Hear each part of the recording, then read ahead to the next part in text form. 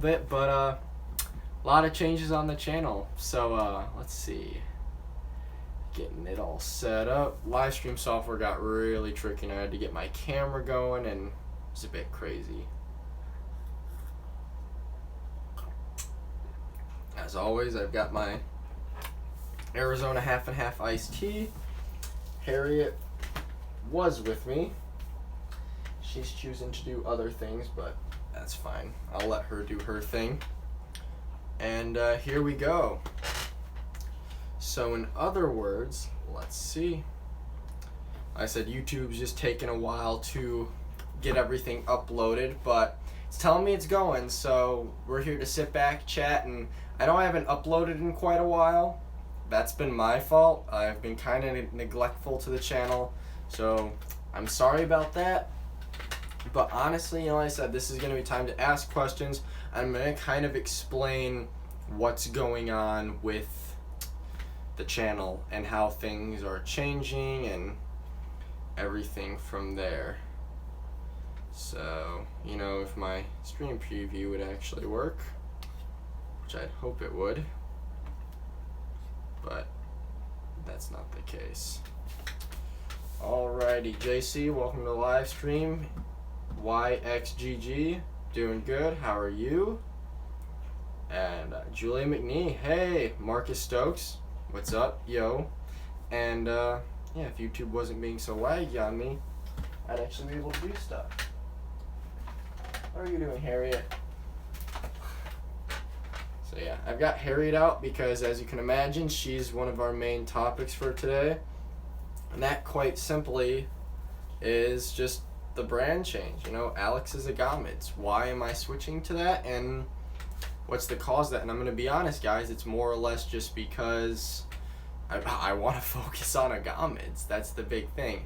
I was the snake dude, don't get me wrong, I had my fun run, but honestly, I think it's for the best. Everybody knows I love the water dragons, and I'm really hoping to expand onto some sailfin projects in the coming years. It's just more about saving up the money, and then once I get my own space for that. So definitely stay tuned. So unfortunately, unlike a lot of YouTubers, you're not going to see new additions from me for a while. That's always been the case with me. You guys know I don't buy pets just to have them. I'm going to get something. I'm going to get something I love. And at the moment, I don't have the space for that, which would be more water dragons and sailfins. Like Mama Harriet here, who was the good mom to my clutch of babies that you guys all know and love and watch. So yeah, it's exciting. It really is. And to be honest, as far as the name change, why I decided to stick with my actual name is because I think it sounds professional. I've got a really good friend that helped me figure out a name, and I like the brand name, Alex's Agamids. So as you guys can see in the description, I did link all the new pages. I've got the business page where I'll be posting stuff for sale and just breeding progress, and then of course I've got my main Instagram, which I just changed the name of that, so all my previous followers that might not have gotten the memo that the name changed, they now know, and it's really exciting.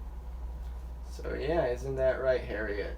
She's doing really well. So then, honestly, I've got a couple update videos filmed. I'm just being too lazy on editing them. Like I said, it's been my fault why I have been uploading. Don't take it personally, guys. Life's been hectic. I've been working full-time jobs this summer, and I needed the money. If you look behind me, you can see a lot has changed. Hash and Vegas, my two corn snakes, are now in nice PVC enclosures with the Zilla 40 breeder stacked on top, so that'll be used for more baby water dragons, or if I choose to expand into some Australian water dragons, or even raising young sailfin dragons. It's just a matter of getting there, and it's just, that's the time it takes. Okay, YouTube's being a pain in the butt, as is Harriet. She just jumped off. Alrighty, there we go. Now it's actually loading. Alrighty. So let's see. Now I can actually see stuff. Hi. Okay, there we go. Nice. So what are you up to, Harriet?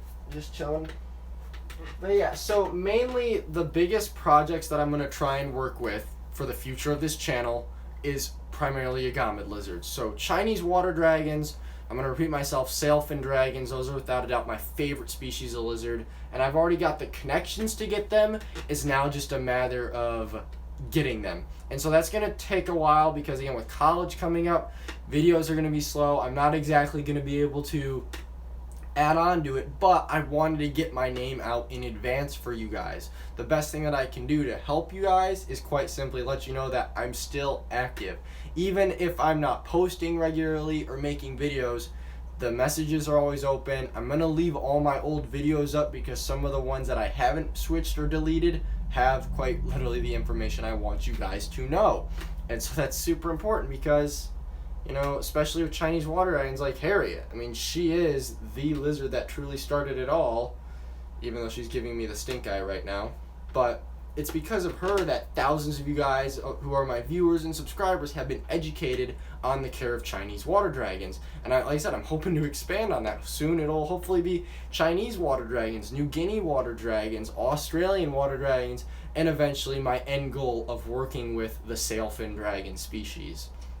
Pretty much, hence my name change, Agamids. So, as I said, I'm Alex of Alex's Agamids, and that's sort of how I got the name down, because it's a double A.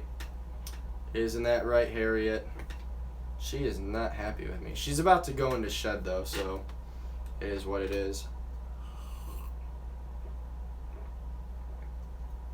Alrighty. Yes, I agree, YXGG. Sailfins are amazing. RBC Sanking, do their nails hurt? Yeah, they do. She's already scratched up my arms just for me handling her. I should probably have gloves, but I'm too lazy to. Otherwise, I'm high on fishing. Jason, Vietnamese blue beauty snake still on the table. Yep, I'll definitely have a few snakes. Like I said, I'm primarily going to focus on agamids. But if I've got a list of snakes, it's definitely Vietnamese blue beauty rat snakes, false water cobras, Barons racers, rhino rat snakes, species of Asian rat snake called Ptyas carnatus. That's the Latin name. The common name is the greater keeled-scaled rat snake. And then a couple pet snakes here and there, because as you guys know, I've taken Harriet to shows, although she's starting to get old, so I might just have to start retiring her from the program because she's going to be 7 years old this fall, and I think you're starting to get tired of doing shows for people. Otherwise, though, snake-wise, you know, a couple king snake species. I wouldn't mind a Brooks king or a Florida king snake. Desert king snakes are really cool. Lampropeltis gatula splendida. And then, honestly, I mean, maybe like a classic true 50-50 cow king. It's just a matter of time for in that case. But yeah, there's Harriet. Let's see. We've got... Sweet. 7 people viewing. Chat rate 1 per minute. Playbacks 11. Isn't that right, Harriet?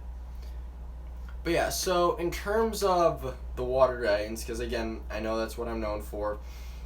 Where's Ozzy? And no, I do not have babies for sale. Everybody asks me if I have babies for sale. I do not have any hatchling water dragons for sale.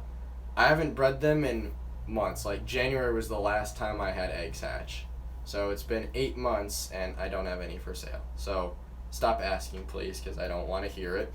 But if you do want them, just message my buddy Ryan at Boreas Exotics. I tagged him in a video I made a couple years ago. And then if you follow me on Instagram, I tag him in practically every post whenever I'm at his place playing with his big Yujang Philippine.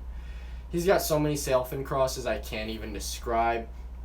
And then on top of that, he has Ozzy, which was Harriet's boyfriend, because I need to separate them, which again, you'll be getting an update video on that, so you'll know he's doing well. Unfortunately, he didn't adapt well to Ryan's screen enclosure method. So the way he does it, he just keeps his whole room humid, and then his water dragons have screen fronts instead of glass, and so Ozzy, he kind of destroyed his face, and it didn't go too well, but it is what it is.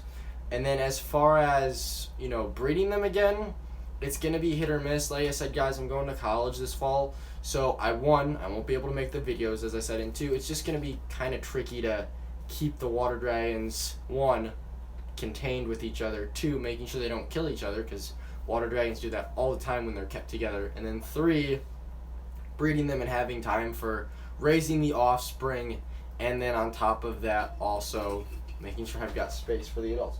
Harriet, what are you staring at? I think she sees her reflection in the new snake enclosures, and so she's a little bit intimidated by it. And that's exactly what I was just saying. With the adults, you got to be so careful with them because they will kill each other. And it's not pretty. So anyways, as far as questions, Aussie, Jurassic reptiles. You're not wrong, Aussie. I do want Australian water dragons. I won't lie though, I'm kind of prioritizing sailfin dragons over them because there's still plenty of people working with Australian water dragons. And especially in my case, I really want to get my hands on Hydrosaurus amboinensis, or the Indonesian black sailfin, the Indonesian giant sailfin, just the giant sailfin. It's not bred in captivity. I've only seen one guy in Florida who publicly posts he's breed them. And I know Scott Corning, who did DragonAttack.com, he has a few, but I know his are starting to get old, and I don't even know if he sells the pure breeds anymore. I know he does a lot of hybrid work. I was just browsing a classifieds website the other day, and he had tribrids for sale, which I thought was pretty cool. But I'm really looking to expand onto those pure sailfin species. Nothing too ridiculous, nothing too difficult, but again, something that I'm going to truly enjoy working with. And again, hopefully breed so viewers like you can learn. And if any of you guys do view my content as a possible business inquiry, then yeah, I'll be able to sell captive born and bred sailfins one day, hopefully. But I can guarantee you guys that before I get sailfins, I will definitely attempt breeding Chinese water dragons again. Between Harriet, Aussie, I definitely have my eyes on a couple of young pairs that Boreas is raising up. So if I get the chance, I'll probably try and get them to sell those to me. But again, it's just going to be something that's going to happen over the years. For now, though, the biggest thing that I want all of you guys to know as my viewers and subscribers is that be patient. Good things come to those who wait, and this is the waiting game. It might be a couple of years, like I said, before I truly get back into the Agamid game. It's what I want to do. It's just going to take a while. And that's all I can say as far as this little announcement goes. This isn't going to be a quick live stream. Like I said, I might take it to the 15-minute mark if I got any more questions from people. But otherwise, the big plan is just a lot of lizards. Lots of lizards. Like I said, I started as a snake dude. I truly have found my passion towards the large agamid lizards. Like I said, there might be a few side projects in there. Somebody was just asking me about the snakes. I really like colubrid snakes, a lot of the long, elongated colubrids. Like I said, false water cobras, any of the oriental or beauty rat snakes from Asia, and then obviously any species in the genus Pataeus, which, it's a snake that stays the thickness of a soda can and gets 14 feet long. So how cool is that? But otherwise, like I said, my content's going to drastically shift to lizard-based, specifically agamid species. And even out of the variety of agamids, it's just going to be water dragons and sailfins. That's truly what I want to work with. Like I said, there might be other side projects. I'm heavily debating whether or not I want to get into frilled lizards. I just haven't worked with them enough or really done enough research to decide if that's something I want to consider. Whereas, again, with the opportunities I've had, being able to work with sailfins, being able to keep and breed the Chinese water dragons, and being able to work with Australian water dragons, it's just become a fate or a choice that, that's what I want to do. And I'm super excited about it because it makes me so excited to know that I know what I want to work with, and I know the species I want to work with, and it just gets me so enthusiastic, and I hope it makes you guys enthusiastic because I'll be able to share this with you guys. My journey from trying to breed and keep these species successfully, all because of, just the group of lizards that makes them so fantastic, and that's the semi-aquatic agamids. I absolutely love them. As far as questions go, are you into large snakes? You got a retic, 2 berms, and 7 boas. So, I do a lot of educational work.